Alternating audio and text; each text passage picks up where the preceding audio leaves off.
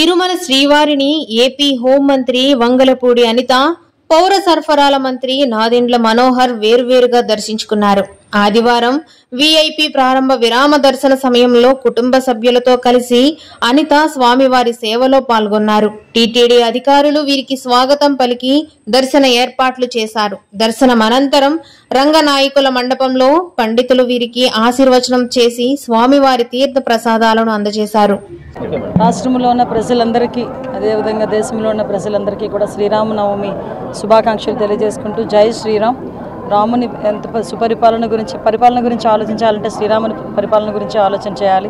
అటువంటి సుపరిపాలన ఈరోజు ఎన్డీఏ గవర్నమెంట్లో ఆంధ్రప్రదేశ్లో ఉండాలని, అదేవిధంగా దేశంలోని కూడా నరేంద్ర మోడీ గారి ఆధ్వర్యంలో ఆ సుపరిపాలన ఉండాలని మనస్ఫూర్తిగా కోరుకుంటూ, ఏదైతే ఈరోజు చంద్రబాబు నాయుడు గారు దీక్ష పూనేరో 2047 విజన్ ప్రకారం కానీ P4 విధానంలో బంగారు కుటుంబాలని అభివృద్ధిలోకి తీసుకురావాలని చెప్పి ఏదైతే కంకణం కట్టుకున్నారో ఆ విషయంలో ఎక్కడా కూడా ఎటువంటి ఇబ్బందులు రాకుండా అన్నీ కూడా సక్రమంగా పూర్తవ్వాలని ఆ దేవదేవుని కోరుకుని ఈరోజు అందరూ కూడా సుభిక్షంగా ఉండాలని ఆ దేవదేవుని కోరుకుని రావడం జరిగింది.